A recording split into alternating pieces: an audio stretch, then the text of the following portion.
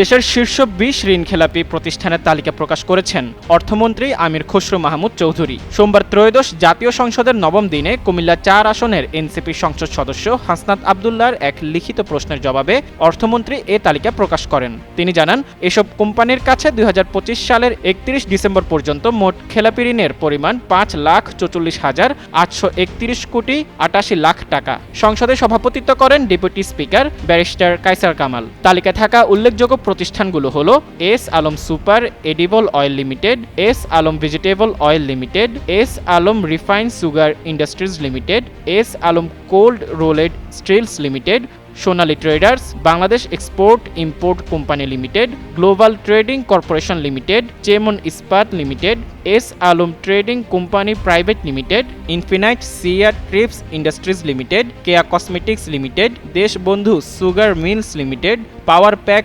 মুতিয়ারা Keraniganj power plant limited, power pack Mutiara Jamalpur power plant limited, Pacific Bangladesh telecom limited, Keraniganj foods private limited, Murad enterprise, CLC power company, Beximco communications limited এবং Rongdhonu builders private limited. অর্থমন্ত্রী আরও জানান, বর্তমান সংসদ সদস্য ও তাদের স্বার্থ সংশ্লিষ্ট প্রতিষ্ঠানের ব্যাংক ও আর্থিক প্রতিষ্ঠানে মোট ঋণের পরিমাণ ১১,১১৭ কোটি ৩১ লাখ টাকা। তবে এর মধ্যে আদালতের নির্দেশ অনুযায়ী ৩,৩৩০ কোটি ৮ লাখ টাকা খেলাপি হিসেবে দেখানো হয়নি।